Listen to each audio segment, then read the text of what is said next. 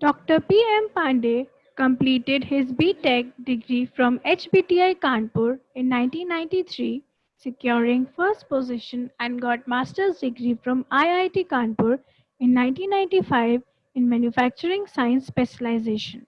He completed PhD in the area of additive manufacturing 3D printing from IIT Kanpur in 2003. Dr. Pandey diversified his research areas in the field of micro and nano finishing, micro deposition, and also continued working in the area of 3D printing. He supervised 30 PhDs and more than 34 MTech theses in last 10 years and also filed 17 Indian patent applications. He has approximately 154 international journal papers and 45 international national referred conference papers to his credit.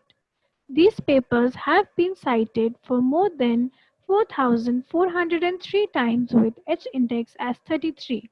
He is recipient of Outstanding Young Faculty Fellowship IIT Delhi sponsored by Kusuma Trust, Gibraltar and J.M. Mahajan Outstanding Teacher Award of IIT Delhi.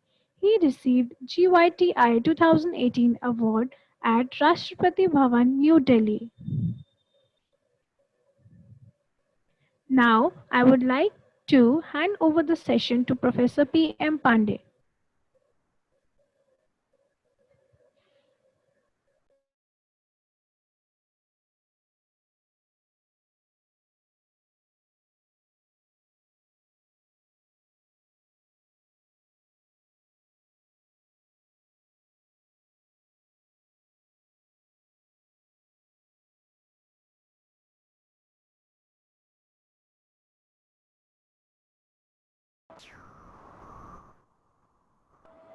Hello. Yeah, am I Yeah, sir. audible? Good morning. Yes, yes, you are audible, sir. Welcome, sir. Okay, thank you very much and thank you for the introduction. Uh, so, should I directly start or is this like, okay, so let me start now, correct? That will be good. Yes, sir. Yes, sir. Please Already proceed. 11:10. So, I'm Yes. thankful to the organizers, Mr. Dr. Kuldeep and Dr. Kamal, who were constantly in touch with me for this FDP, international FDP. So thank you very much and for giving me this opportunity. So let me directly come to the lecture. Though I was listening to the speeches of Professor Gokhale and Naran, this Murthy, correct? Dr. Murthy of BSSC. So they have tried to give some glimpses of additive manufacturing. So my voice is clear and audible. Yes, sir. Okay. So now I'll share my slides and then I'll start discussing, because the idea of my lecture is to introduce the all participants, which are quite huge in number. I can see there are around 246 participants right now. I can see in the screen. So let me start sharing my presentation and then I'll start my lecture.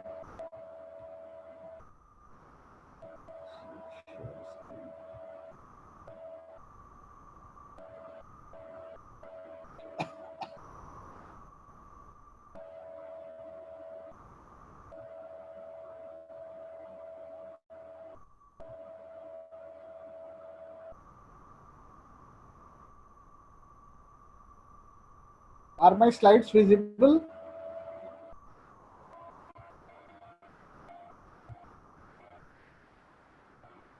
Yeah, it is sharing. Yeah, it's fine. It's completely visible. And it is in presentation mode now, correct? Exactly. Exactly, sir. Fine. Okay. So the title of my talk is on the additive manufacturing oblique 3D printing technologies and their applications in design and manufacturing, and of course in biomedical engineering also.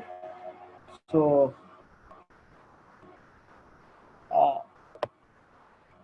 let me talk about the typical product design cycle, from where actually this concept of additive manufacturing emerged.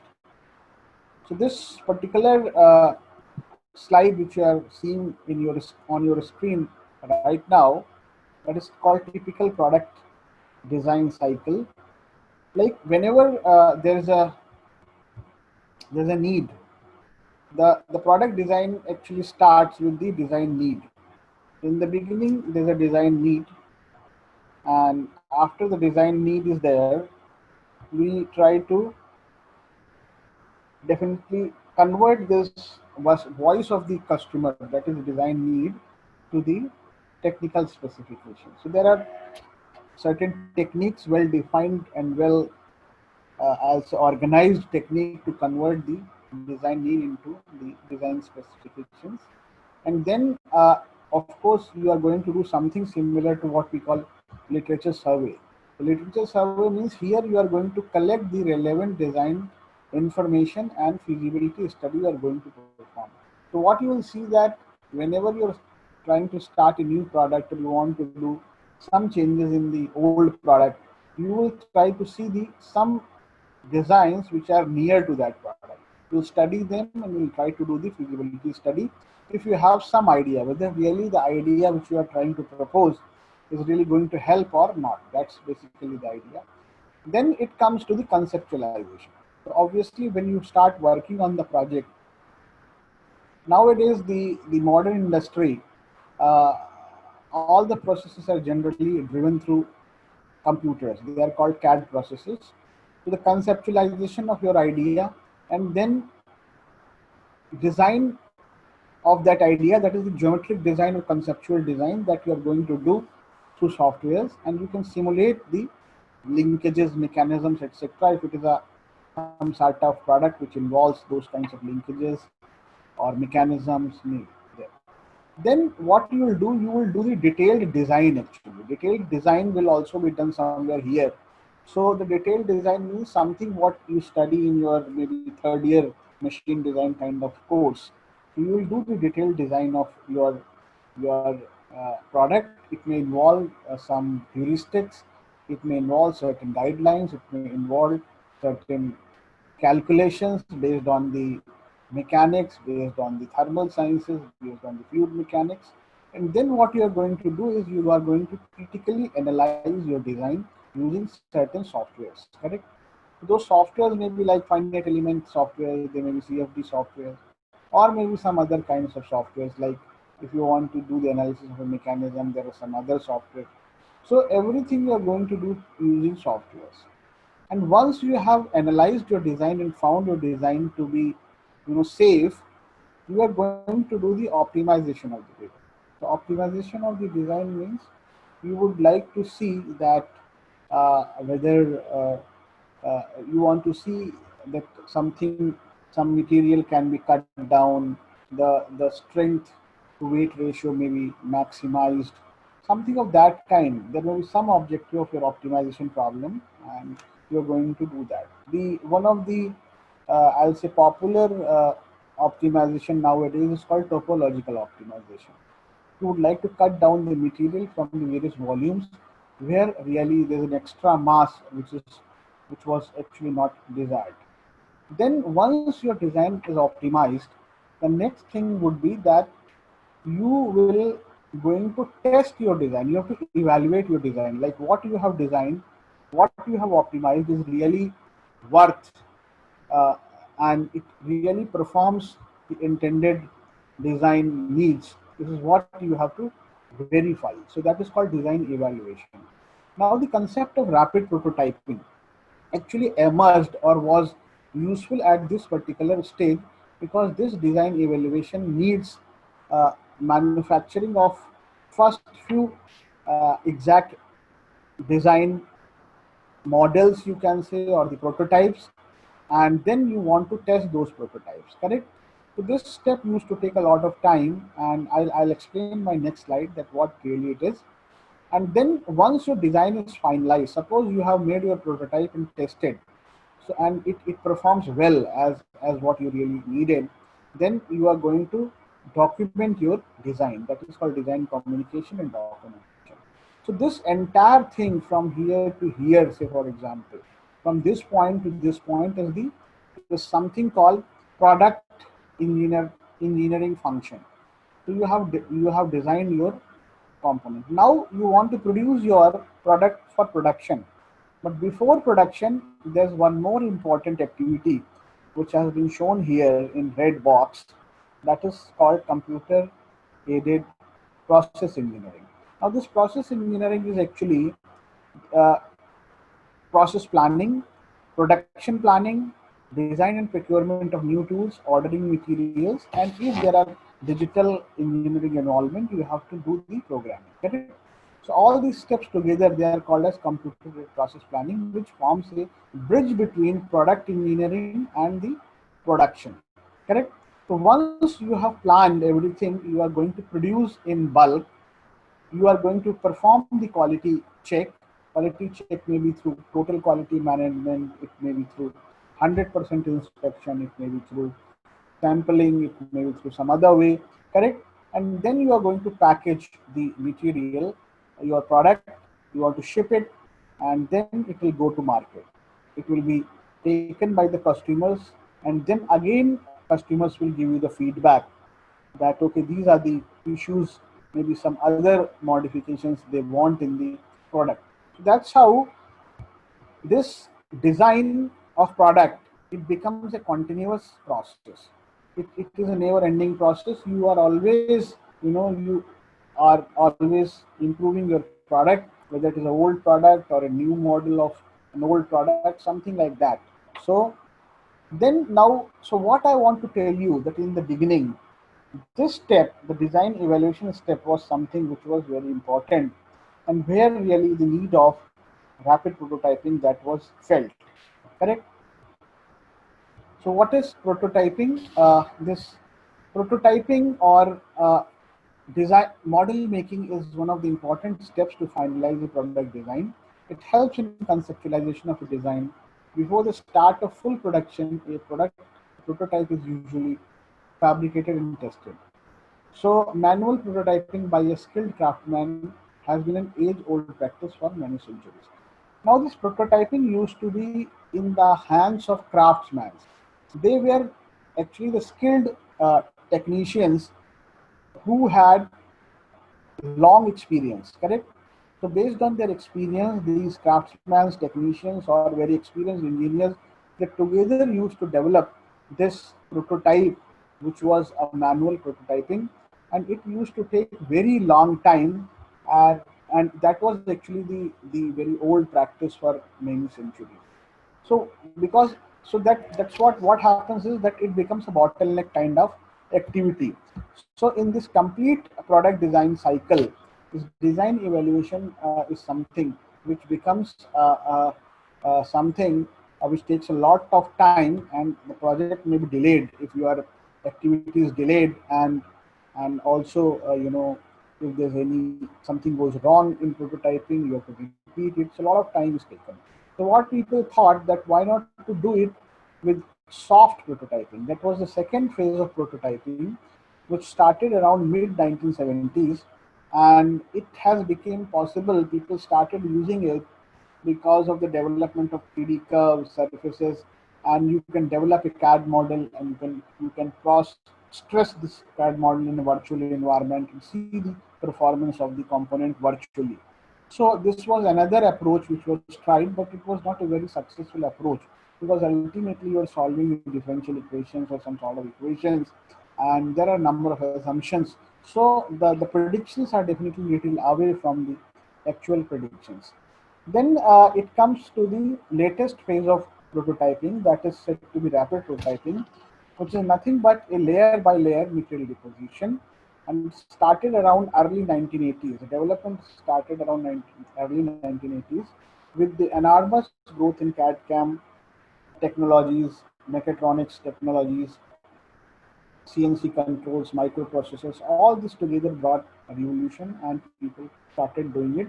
So actually, the first process, the rapid prototyping process, appeared around 1994. So the development started around 1980s, and but the first process appeared in 1994. So the approaches, if you want to see, they are very simple. I want to produce a component like this. So what I can do is I can remove the material, and this is known as machining. I can take two blocks and join them. This is known as welding or joining. I can take a bulk of material, deform it plastically, which is known as forming. But here, what we are doing, we are using a bottom-up approach. In the beginning, there's nothing. Correct. In the beginning, there's nothing, and we are actually trying to deposit the material from bottom to the top. So this is what is something which is known as rapid prototyping. That is nothing but a layer by layer deposition of the material. Okay, so this is another slide which explains the concept of rapid prototyping. So that is, this process actually starts with the development of CAD model. So first we'll make the CAD model, then just what this is called the digital model, correct? So this is CAD model. CAD model, you all know about CAD model. Then we have to slice. Suppose I want to produce this. I have this model with me, for example, physical model. Then I'll slice it. Slicing means taking a knife and cutting it from bottom to the top like this. This is the slicing of the model, correct? But please mind it that this is a virtual model. This is nothing physical. This product is available with you, so you have to do it virtually. So this is the, and then from here to here is to squaring edges of the model. So you can just have a look what has been done. That this variation which was there in the Z direction, vertical direction, that has been eliminated. So all the edges have been made vertical, so it's squaring edges of the model. And then suppose you want to make this product now. So you are taking some thick paper and cutting these layers from bottom to the top. So these are the, and then you're staking these layers, staking and pasting these layers one over another. So basically you will get a prototype like this. If you compare the two, you will see that there's a lot of difference. The difference has come because of this step, squaring of the edges. So this has resulted it into this stair stepping effect, and you basically have this stair stepping effect. You can see here on this hole also, and also on the sloped continuous variable slope surface that is also visible. So how you can eliminate the effect of this? You can reduce, obviously this stair stepping effect is something which is the constraint of the process. You cannot make it zero. You cannot eliminate it, but definitely you can reduce its effect. How you can reduce its effect? By minimizing the layer thickness. Smaller is the layer thickness, uh, less dominant will be the stair placing effect. Correct. Obviously, theoretically, if the layer thickness goes to zero, this won't be there. But if it goes to zero, there won't be any deposition. So it becomes an inherent, some sort of constraint of the process, that stair stepping effect will be there, which will cause the surface to be little rougher, and one has to make a compromise that how much rough surface you can permit. Otherwise, you have to do some finishing operations, and you can achieve the finished physical prototype from which may conform to the geometry as shown in this diagram. So this is called basic principle of rapid prototyping. So we start the process with the CAD modeling of the component, and then as I have indicated, there will be slicing needed, correct? So before slicing, we do one more step, that is called saving the part file into STL file. This is called tessellated file, which is STL file. So and this is called so this every solid modeling software nowadays has a facility that you can save the .prt file, the part file, as an STL file, and then you can intersect various horizontal planes, and you can get this file, which is a sliced file, correct? So this sliced file is actually called digital layered model, correct? This is the layered model, digital model of layered virtual, we can, or it is a digital layer model, correct, or layers model. So these three steps together we call generation of the layered model. And then you have to deposit now these slices. So in order to make the component physically, you need a 3D printing system. So this 3D printing system you need, and obviously this RP, which earlier we used to call it RP system. So that will generate the physical model, and this particular step will depend on the kind of technology we are using for this 3D printer. It may be generation of laser scanning paths or material deposition paths. This calculation will be done, and you are going to have this particular, you know, data which will drive the 3D system, and you are going to deposit the material. So I'll tell you in my forthcoming slides what are these systems are. And once you get the prototype may not be final. It needs some post-processing, it needs some finishing, it needs some curing. So you are going to put in some other oven kind of thing, or you need some secondary operations. And once you get the physical prototype, you are going to test it. If it is found okay, it's final prototype. Otherwise, if there are drawbacks, you will again go back and modify your CAD model. So this is what is called rapid prototyping process chain. I demonstrate now. Suppose you have developed this CAD model. This is a CAD model. It's a virtual model. This is called tessellation, STL file. What you are doing in STL file, you are actually uh, approximating the free-form surface or any surface which belongs to this model by using small triangles like this. This is called a STL file. Okay, then you are basically intersecting the horizontal planes to this STL file for slicing. So once you're slicing, you are basically getting the closed contours which are written in the standard format like SLC format or CLI format, which is called common layer interface format. So basically, you're going to have, you know, these kinds of closed polygons, and these polygons are nested polygons most of the times. Now, if you see this figure here, which is the same figure actually rotated in a different fashion, where the z-axis has been made vertical and this is xy plane. So you can see that the layer thicknesses are they are not constant. They are thicker slices here, here, again here, but the slices are very thin in this zone, correct? So why you're doing this? You are doing this in order to actually minimize this effect of stair stepping effect, correct? So this is called adaptive slicing concept. So basically, you are able to get the better surface quality by changing the layer thickness continuously. Wherever there's a need, you are depositing thick slices, and then you are depositing thin slices so that you are able to control the stair stepping effect. So you are able to cut down, means you are able to reduce the build time, and at the same time you want to achieve the best quality of surface.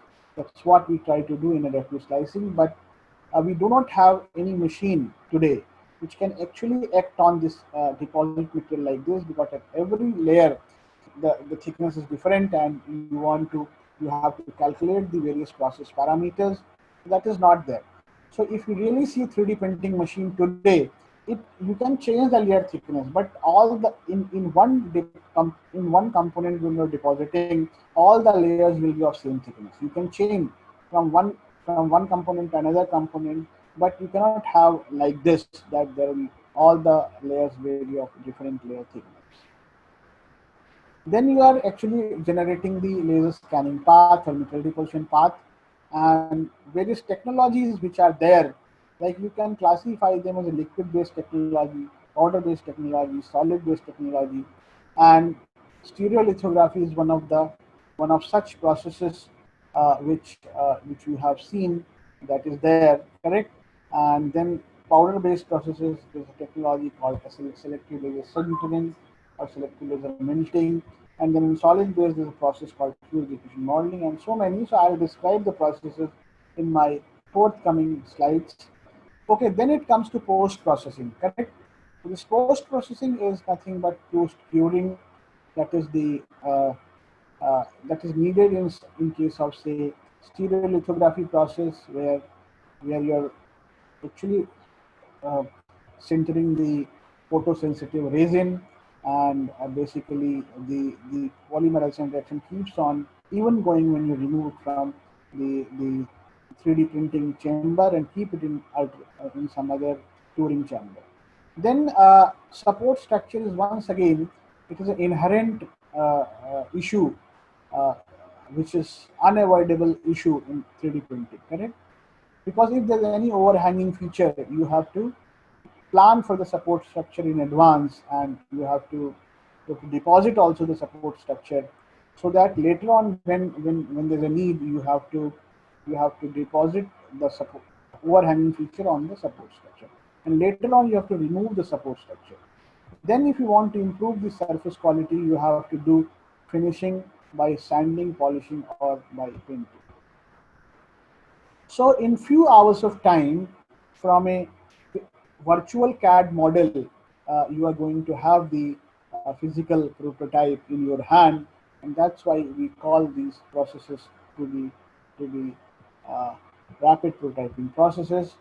Now, in rapid prototyping, basically the different kind of data, input data, which can be used to operate finally the 3D printers are: one, I have already told you that you can start with the 3D CAD model, convert it to STL file, and then you have to basically slice it and convert it to layer information, that is SLI, SLC, or CLI file, and then you can drive the 3D print. Other way, if you are having a graphics, you are having a 2D CAD drawing, you can convert to 3D CAD, then STL, and you can go ahead.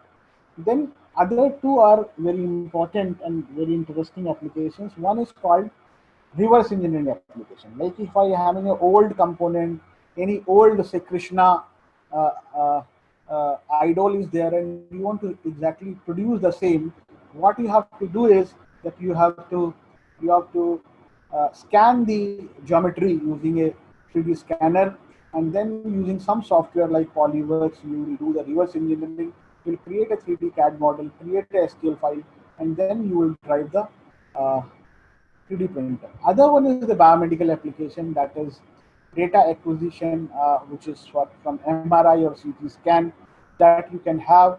Then you can have some softwares like uh, Mimics. You can use this data, digital data, convert into STL file and drive the 3D printer. So what do you see? You see that if you want to run a 3D printer, if you want to use a 3D printing or additive manufacturing system, you need an STL file, correct? And for STL file, so whatsoever data is there, you have to first convert into STL, and then you will run the 3D printer. This STL file becomes a de facto data standard for 3D printing processes. Now, this why this rapid prototyping is important, that I have actually already explained in my very first slide, I'll say, when I discussed the typical product cycle. That why this is important. This is important because if you introduce this new way of manufacturing or prototyping, that is called rapid prototyping, then you can actually cut down the product lead time up to 10 to 50% in various cases. That is actually something which is the most important point of introducing rapid prototyping technology into your design cycle as a product design tool, so that your product lead time is very short, and you will be the first few who will launch the product into the market, and you can make a lot of profit for your organization. Okay, then let me talk about the classification of these processes. The processes can be classified based on the raw material which is used. So generally, the commercial processes, they either use liquid or they use solid. So if they are using liquid, then the principle will be polymerization, and the polymerization may be based on thermal polymerization, it may be based on UV polymerization, that is called solid ground curing, or it may be based on the laser polymerization, that is called stereolithography, or something called holography. Correct? And If you are using solid, then solid may be a wire. It may be plastic wire. The FDM process is well known. It may be powder, and the powder may be a single powder. It may be blend of powder, or it may be a foil. So I'll tell you these processes in my forthcoming slides, so the things will become more clear to you that how these things are being dealt. So let me talk about the very first process which was developed and patented in 1994, which is known as stereolithography. So stereolithography, basically, we mainly use a photosensitive monomer as a starting material. So we use photosensitive resin as a starting material, and there will be enclosed chamber, there will be a platform, there will be a vat, and you are pouring the liquid here. That is the photosensitive monomer liquid will be poured here. In the beginning, how much you will pour? Equal to one layer thickness. If A is the area of this platform, T is the layer thickness, then in the beginning you will pour 80 volume. So it will spread only this much, correct? Equal to one layer thickness. Then the laser will come from the top, and these mirrors, these are called galvano mirrors, they will deflect because you have already calculated. They are numerically controlled mirror, they'll deflect, and this spot will move on the surface of the laser, and you are able to cure the material. So wherever the spot will move, will go, wherever the spot will move, go below which there will be a photopolymerization reaction, and it will be curing process. This monomer, which is a photosensitive monomer, that will get converted into solid, and basically a layer will be formed. Then the platform will go down. Again, you will pour the liquid equal to volume A into T, and the second layer will be formed, and so on. You will keep on building the component from the bottom to the top. Now here you can see that because it is a liquid, you need to plan for a support structure, because this is an overhanging feature which has been shown in the slide. So this support structure is planned, which need to be later removed in this process, correct? Now let me talk about another important process, which is called selective laser sintering process. In this process, basically you are using powder. This is a plastic powder, or if I'm calling it as selective laser metal machine, melting machine, then it is a metal powder, correct? This powder, it is a free flowing powder that is being, again there's a platform, and on this platform you are spreading the one layer of the powder. This this thickness may be around maybe 150 microns or so, and then the laser comes from the top. Again the laser moves, the spot of the laser moves, and you are able to sinter the material, because here sintering means fusion of the particles because of the partial melting of the particles, and you are able to deposit the layer. Then again the platform will go down, next layer will be spread, again the laser will come, and you are keep on building the component, correct? So from this figure, again I'll explain the same process. So basically here your powder is spreading by the recoater. This yellow color powder is being spread. Then there's a powder bed exposed by the laser beam. So wherever the laser beam has gone, this brown color has actually become solid, correct? Then the platform moves down, and then again there's a recoating of the powder. So that's how the cycle is there, correct? And in this process, basically no support structure is needed, because this unsintered powder which is sitting here, it acts like a support structure.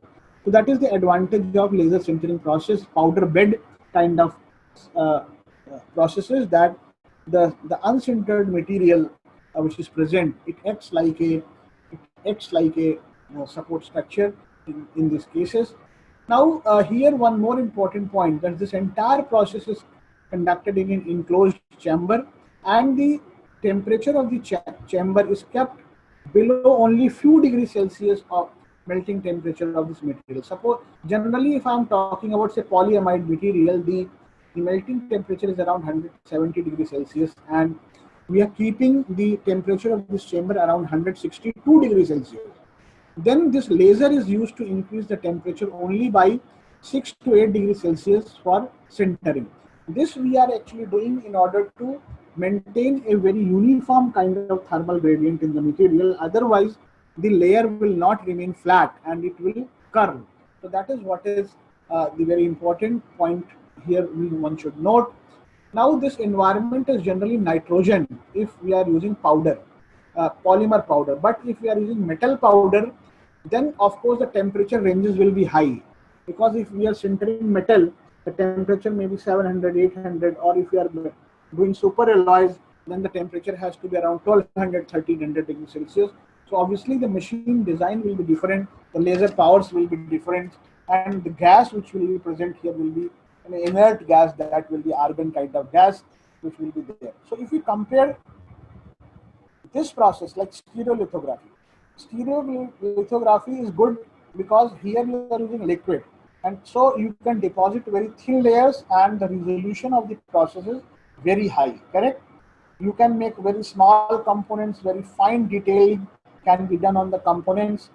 So, and but you have to produce a support structure. However, in this process, no support structure is needed, but you cannot make very thin layers. So the resolution of this process becomes little lower. However, the choice of materials are so many in this case now, but in case of photosensitive resins, very limited number of materials are available. So these are the corresponding, limitations or maybe advantages of the process. Then we go to the fused deposition modeling. I believe that many of you might have seen this kind of printer. Am I correct? So many of you might have seen this kind of laser printer. Here we are using this ABS wire. This is acrylonitrile butadiene styrene wire. There's a spool of this, and this wire is taken inside this nozzle by counter rotating rolls, and there are heaters here. When it comes out, it is almost molten, and it is being spread. It is being deposited in form of rails on the platform. So generally, in this machine, there are two two nozzles. One is for the main material and others for the support material, correct? Because in this case also you need to deposit support. Generally the main materials are ABS, polyvinyl alcohol, PVA, PLA, polylactic acid, but HIPs etc. are used as a support material which can either be dissolved in any organic solvent, or sometimes they are also dissolved in water. So you have to remove the structure. This is one of the economical process. That's the advantage of this printer. And but the thing is that the choice of materials is not so many. Second is the resolution is low. The layer thickness is around 250 microns.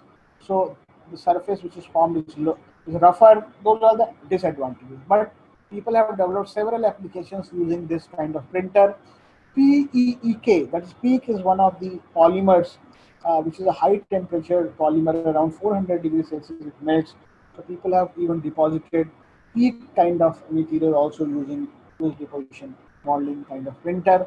People have also tried to develop used mixed metal particles, ceramic particles along with the polymer, and they have deposited the materials. Nowadays, very modern printer has appeared by Mark IV, which is using metal powder along with some binder, and later on they are putting this component into a furnace and removing the binder, and you are getting basically the metal component. Then another important process is called laminated object manufacturing.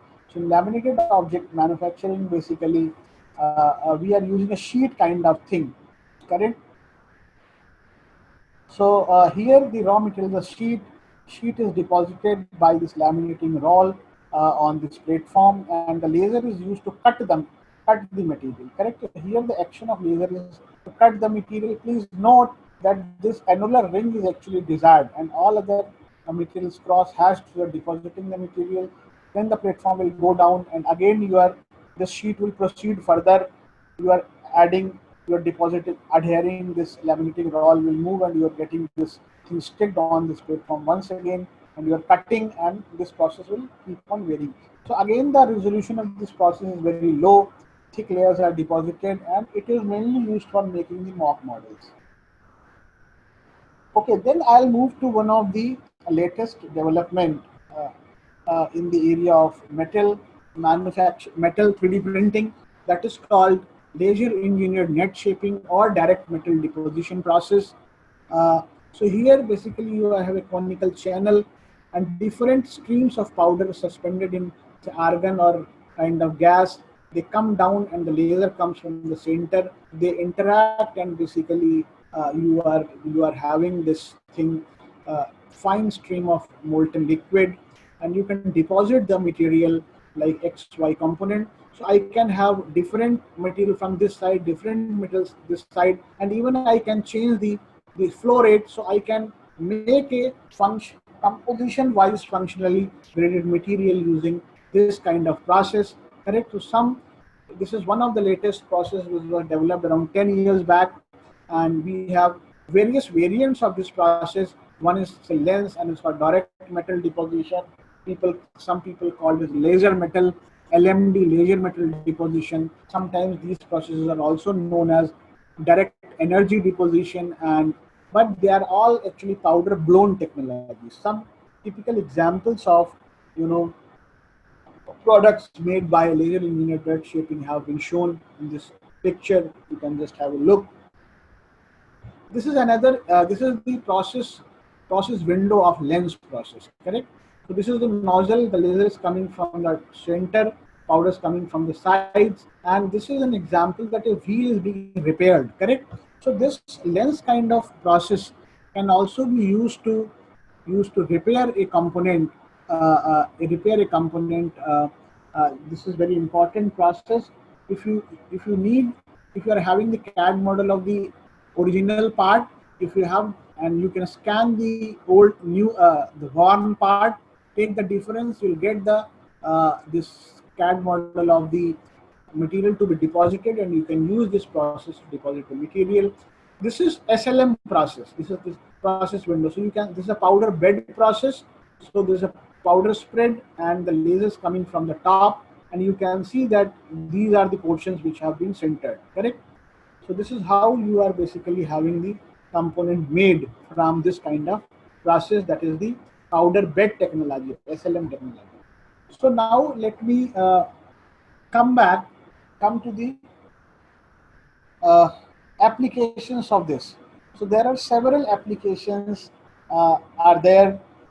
Other than this, like before proceeding, I can talk about, though I don't have figures, I have to modify my slides. There are few more developments which have been taken place. Like instead of having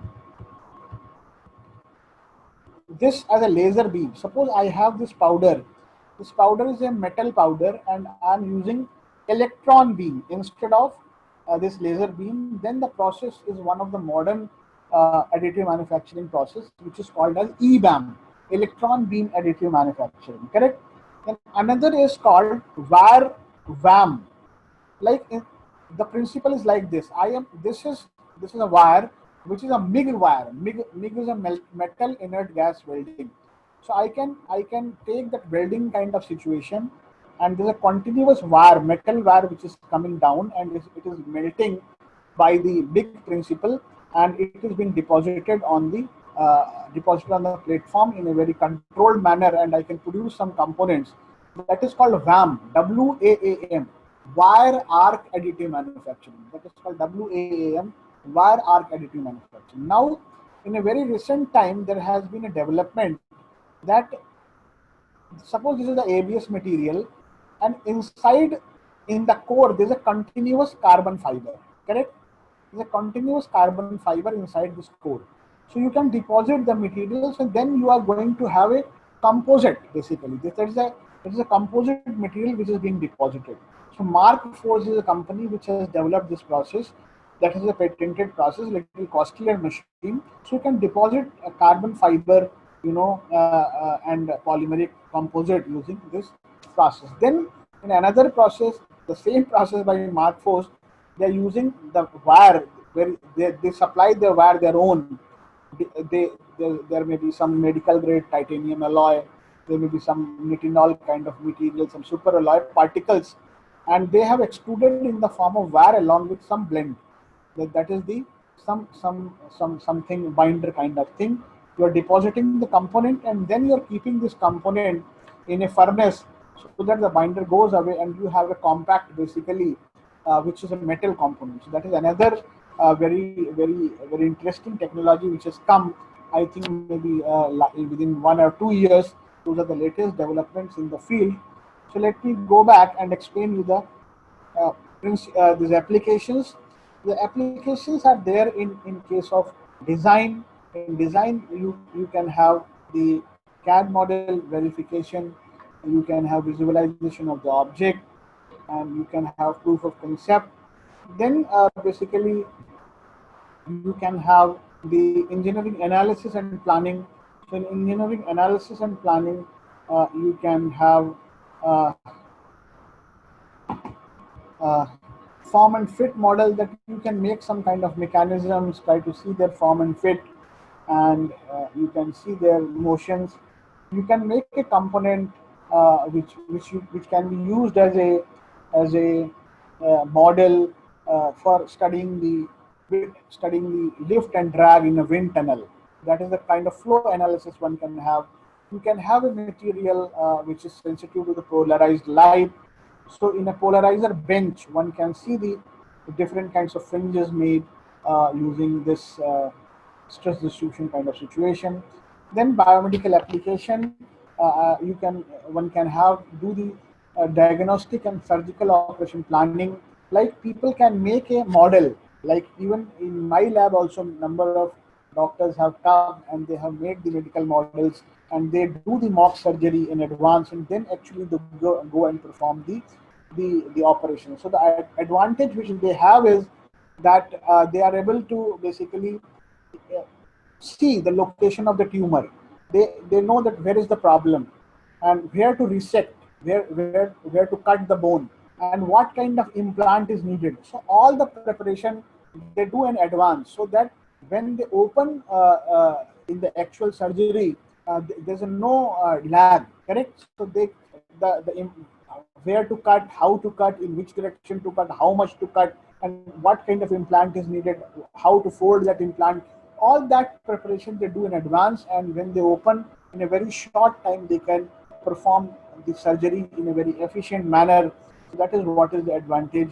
Then prosthesis and implants, and the bioresorbable implants in which we are working nowadays. There is a lot, we can do the fabrication and many other things. Then manufacturing and tooling, correct. So there are variety of applications which are there in manufacturing and tooling. We can create patterns, we can create some dies directly, we can produce dies, indirectly we can produce dies, like investment casting, correct. That is another very important application. Like all this modern jewelry, Tanishq kind of jewelry which you have seen, that is being done through investment casting. Like if you go to company Tanishq in Hosur, Bangalore, you will see that they make the design of jewelry in stereolithography machine, and then put it in a slurry, make the mold, and heat it. The material goes out, and then there's a vacuum machine in which they pour the gold into that cavity. So basically, using investment casting, they are making the golden jewelry, and the design is done in 3D printing machine. Then EDM process, you all know EDM very well, correct? If I want to produce a three-dimensional cavity for die, correct, I need a copper tool, and the lower portion of the copper tool, if it is a free-form geometry, how you'll make it? So that you can do using 3D printing kind of process. So this is an image which talks about the biomedical applications. So what do? You take the CT and MRI image, and this image look like this. They are basically the digital images, correct? So in CT or MRI, basically there are so many X-rays, and they are layer by layer information. Like this is one layer, second layer, third layer, fourth layer, and after say few millimeters, 1 millimeter, 0.5 millimeter, there are a lot of the information. Now this digital information is opened in a software called Mimics or Easy Way, and you can do the 3D reconstruction. So basically you create this CAD model, which is actually the STL file, and then you can use this STL file to drive a 3D printer and you can make these kinds of geometries using this 3D printing machines. So there are some products I'll show you that are very interesting in nature. So this is an Indian manifold, probably made by LAM process, correct? This is a wall made in my lab using this SLS machine with a lot of internal information. This is a medical implant made by stereolithography, electronic packaging made by SLS process. These are resection template. You can see that is being done in SL, stereolithography, SL model, and this is a silicon implant, this is a heat implant, and then this is a kind of model which is done through any RP process. So you can see the kind of geometry which is being shown here. You won't be able to do by any other manufacturing process. Then in medical sector, various this is an implant which is done. This is a titanium material, medical grade material, being deposited by EBAM kind of process, electron beam additive manufacturing. This is again EBAM kind of structure you can see, and then this is done in powder bed technology, SLM kind of technology. So when it is done in SLM technology, it looks like this, but when it is being finished using some unconventional fluoro finishing kind of processes, the surface quality can be improved like this. This is a titanium. All the components shown here are titanium medical grade alloy component. And this is again, this is a dental implant made in EOS SLM machine. So it's a dental implant. You can see the kind of surface it is having, which is very good for holding the implant in the tissues. Then this is aerospace application. These are called aero engines. So these are the blades. The blades can be deposited, they can be repaired using lens kind of process that I have already explained to you. Then these are some other applications, very typical applications. You can see that you basically have this curved column. Curved column, there are a lot of internal information. There's no other process which can do this kind of thing for you. This is another structure. You can see its dimensions. You can have a feel of the dimension, the kind of lattice which is present here. You cannot do by machining the kind of holes which are present here, the kind of geometries which are present here. You won't be able to do it using some other kind of processes. So complex structures designed in manufacturing is possible with additive manufacturing, and there are various distinctive features which actually are unique in case of additive manufacturing, and this is called a topologically optimized component, correct? So this is a topologically optimized component which can be produced very easily in case of additive manufacturing, though it can be done in machining, but in machining you need to have a lot of setups and you lose the accuracy. This is another example of a die, correct? It's a die which has been manufactured by SLM process, correct? Then this is vehicle. This headlamp is produced by additive manufacturing, that is SLS process. It's a plastic lamp directly. So they are using this machine as a manufacturing machine, and this plastic component is being painted. Uh, so this is headlamps developed by SLM technologies, and if you have a very large component, you can make in two parts, glue them together.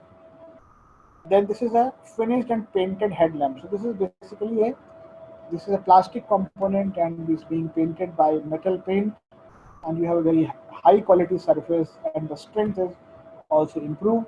These are some beautiful artifacts which can be produced using 3D printing kind of machines. You can just have the look, the kind of fineness and the kind of complexity which is there that you cannot probably achieve by any other manufacturing method. Okay, so then what is the next generation additive manufacturing? What we are looking for next generation? The next generation additive manufacturing, what we are looking for is obviously we are doing so many things. We are developing different materials.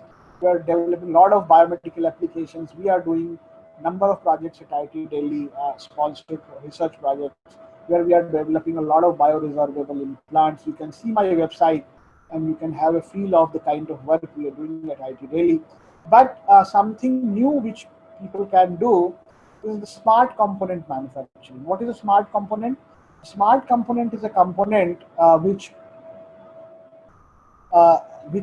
can give a signal when it is under service, when it is under operation. Like you have made this component, for example, and it is an engine component, correct? It may fail when it is in operation. So when it is under operation, it may wear and tear. There may be catastrophic failure. So if you are embedding some sensors while depositing this component, the sensors may be optical sensors, electrical sensors, structural sensors, some other kinds of sensors. The sensors have also been deposited.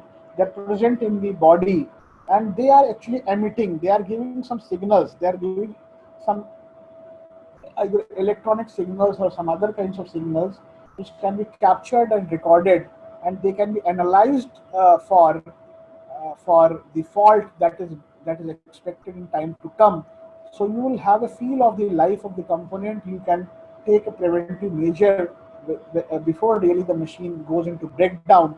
So that kind of things which are being planned and which will be there in 3D printing. Correct. So what do we see? We see that geometrical complexity of object to be manufactured is not a limitation in 3D printing. So we can create any kind of geometry, obviously, but there are so many things which you have to think about. It's not that we have achieved everything. There are limitations also. So what are the limitations? The limitations are that there's issues related to strength, correct? Because we are adding layers, the interlocking strength is very important. So in case of plastic components, plastic processes, the strength achieved is definitely not as good as we see in case of injection molded components or compression molded components. However, the strength in case of metal components have been achieved by optimizing the parameters properly, designing the process, selecting the optimum process parameters up to, sometimes better or sometimes equal to the forged component, that is the maximum possible strength. So there's a lot of data available. You can see that for the papers. And then surface quality, correct? Surface quality, as I have already indicated, that stair-stepping effect is something which is dominant, which is an inherent problem, limitation of 3D printing. So that is there. So you have to see, you have to trade off. I have already told you how to improve the surface quality. Accuracy is another important issue, correct? Though people have improved a lot, and there are machines now, there are hybrid machines, correct? Hybrid machines means those machines which have features of addition, that is the additive manufacturing, and then machining also, that is the removing the material. So if you're using those kinds of things, then probably you can have a very good accuracy, rather good accuracy. In that case, the final accuracy of the component will depend on the accuracy of the machining process, that is the last process which you are achieving. So achieving close tolerances, achieving geometrical tolerances, achieving accuracies, there are again challenges in 3D printing, which may actually lead to inferior rapid tooling solutions like in investment casting. So the proper planning of deposition and experience may minimize these limitations. So though the way these printers are being sold, that there's no experience required. It's like some other paper printing kind of printer, but that's not true. Running these printers or working these printers is definitely needs some skill. You need I'll say a good skilled professional engineer who has to operate this printer, and there are many design considerations, there are many practical considerations which you are going to see when you will actually work on these printers. So I was looking at the various lectures which will be there in this course. I believe that some certain points, like I have tried to highlight maximum things, but in a very short manner, in a very concise way. I have tried to touch the various aspects. but there are a number of speakers, and I hope that those speakers will touch many such aspects. I teach a course on additive manufacturing at IIT Delhi, and this is 42 hours course where I teach all the things. And this is one of the course which was developed by me, I think in 2008 or so. And I think by 10 to 12 batches have already done that course. And the time has come, like IIT Delhi has framed a policy, and very soon, like within a 1 month or two, we will be in a position to start online courses for various teachers or students, or maybe for industry professionals. That they will be paid courses definitely, but like I can have a 50 hours 3D printing course. I can start teaching every day evening, maybe 1 hour. In 50 days you can have the certificate on 3D printing. There will be examinations there also, and sometimes on Saturday Sundays we can call you to IIT Delhi for doing the practicals. That kinds of online courses, they have been approved by IIT Delhi administration, and I think by within 2 months, maybe by within 1 month or 2 months, the final policy will be in place that will be approved by our board, and will be in many professors will start many professional courses for the society, for the industries, experts, and the society will be benefited. So with these remarks, I think I'm stopping here. I have already taken 1 hour of time, and those who are interested, I'm here. I think Kuldeep, Dr. Kuldeep Saxena can take up the session now, and I'm here for another some time to address the questions on my session, and then I can stop. Okay, so Dr. Kuldeep, uh, you may take ahead. You may take the program ahead. Yes, sir.